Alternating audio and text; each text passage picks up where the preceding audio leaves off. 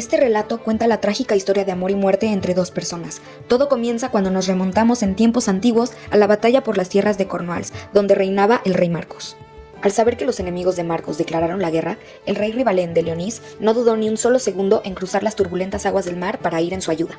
Al final de esta victoriosa batalla, debido a la gran fidelidad de Rivalén, Marcos le ofreció como recompensa la mano de Blancaflor, su hermana, a quien Rivalén amaba con intenso amor.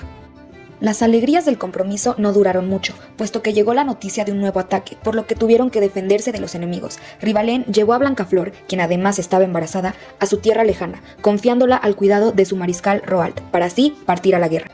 Tras enterarse de la muerte del rey Rivalén, Blancaflor se sumió en una tristeza tan profunda, sus miembros se debilitaron hasta quedar inútiles, y días después, en su lecho de muerte, al dar a luz, alzó al niño y le dijo: Hijo mío, durante mucho tiempo he deseado tenerte. Ahora estoy viendo a la más hermosa criatura que haya nacido de mujer.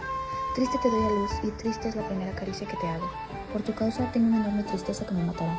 Y como has venido al mundo con tristeza, te llamarás Tristán. Dichas estas palabras, la reina finalmente falleció. El leal Roald tuvo que huir con el huérfano, pues los enemigos ya estaban rodeando el castillo. Así, lo hizo pasar por su hijo y lo educó entre los suyos hasta que fuera seguro de devolverle su linaje. Me haré cargo de tu enseñanza. Tendrás todos los conocimientos que necesita un caballero, tanto en armas como en artes. Tristán fue el orgullo de Roald durante mucho tiempo, hasta que fue raptado por los mercenarios de Noruega, que lo tomaron como presa, y días después lo dejaron libre, soltándolo a la suerte del mar.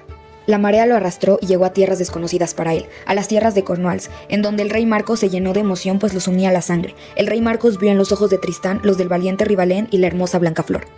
Tristán volvió a Leonís para recuperar su trono, y cuando volvió a Cornwalls, el Morholt de Irlanda estaba aterrorizando a los aldeanos. Quiero 300 doncellas y 300 niños por un impuesto ancestral. Tristán fue el único que luchó con Morholt para proteger a Cornwalls, venciéndolo y dejando parte de su espada en el cuerpo del enemigo. En cambio, este dejó su arma envenenada en el cuerpo de Tristán. Tristán reposó su cuerpo lleno de heridas, y junto a él se encontraban el rey Marcos y Governal.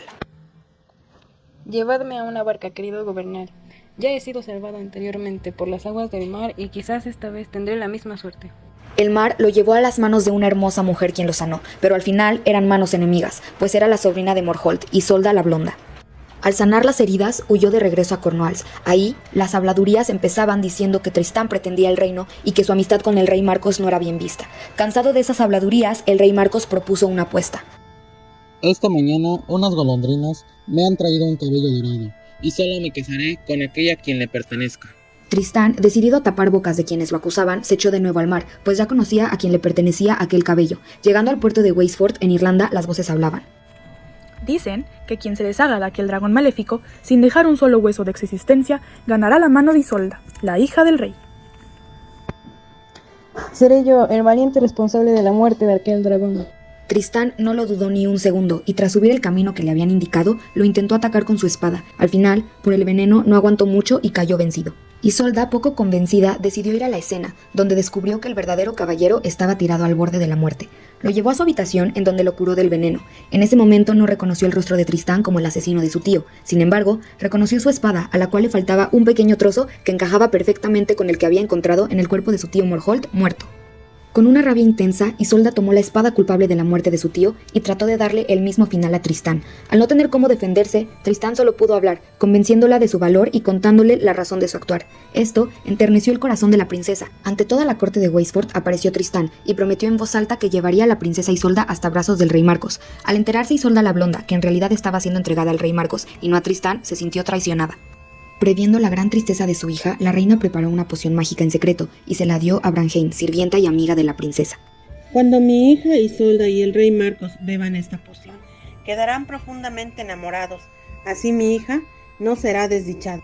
En el barco camino a Cornwalls, mientras Branheim dormía, Tristán y Isolda tragaron el líquido por error, quedando completamente enamorados hasta el fin de los tiempos, donde se entregaron uno al otro, traicionando por siempre la lealtad del rey Marcos. Al llegar a Cornwalls, el rey finalmente cedió a las malas lenguas y se dio cuenta del engaño. Lleno de rabia, construyó una hoguera para quemarlos. Estando a punto de echar a Isolda a la hoguera, los leprosos le propusieron algo al rey. ¿Realmente la odiáis y queréis que muera en un instante? Si os queréis que sufra Isolda la Blonda, deja que nos la llevemos, que su cuerpo radiante se vaya deformando en una muerte cruel y lenta. No contaban con que Tristán pronto se las arrebataría para llevársela a vivir con él en las profundidades del bosque de Cornwalls, viviendo ahí en una cabaña por 2 años con el leal Governal. Por los remordimientos, cada noche los cuerpos de Tristán e Isolda desnudos se juntaban, pero sin llegar nunca a tocarse. Siempre una espada separaba a los dos jóvenes en señal de castidad. Así fue como los encontró el rey Marcos cuando descubrió la cabaña. Regresaron a Cornualles y por pedido del reino, Tristán fue exiliado, al igual que pidieron que a Isolda la Blonda le realizaran un juicio de hierro rojo. En este juicio, si Isolda dice la verdad, al tomar el hierro al rojo vivo, su mano quedará intacta. Ante esto, Isolda envía un mensaje a Tristán, quien todavía no se marchaba de Cornualles.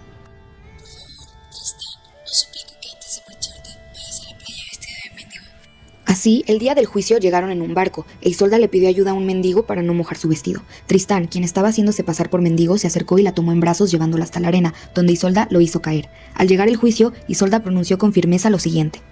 Puedo prometer que nunca en la vida nadie más me ha tocado más que el rey Marcos, y este mendigo que acabáis de ver me ha tenido entre sus brazos para no mojarme el vestido. Dicho y hecho, el hierro a rojo vivo fue como agua en las manos de Isolda, recuperando así la confianza del rey Marcos. Tristán decidió que era momento de alejarse para no causar más desgracias, y los amantes se separaron por primera vez. Tristán recorrió varios lugares hasta llegar a Bretaña, donde aceptó la mano de Isolda de las blancas manos, una ironía de la vida. En el mismo momento en que aceptó, se arrepintió, pero Tristán tuvo que luchar para proteger su nuevo reino, donde de nuevo entró veneno en sus venas. Sin embargo, esta vez ya no había remedio posible. En su lecho de muerte, le confiesa su tortura al hermano de Isolda, la de las blancas manos, quien ahora era su amigo, y entonces Tristán le hizo una sola petición. Tenéis que hacerme ver a Isolda la Blonda antes de morir. Os concederé tu deseo con gusto. Si vuelvo con ella, alzaré velas blancas en mi barco, y si no puedo hacerlo, las velas serán negras. Al llegar el barco con Isolda la Blonda alzando las velas blancas, la otra Isolda de las blancas manos, se llenó de furia, y entonces le dijo a Tristán. Es una pena para mí deciros que el barco viene alzando velas negras. En ese momento su cuerpo murió, y al entrar Isolda la Blonda a la habitación sintió el calor de Tristán, y con él un recuerdo de aquel amor. Al tocarlo, se tumbó sobre el cuerpo muerto de Tristán para morir ella también.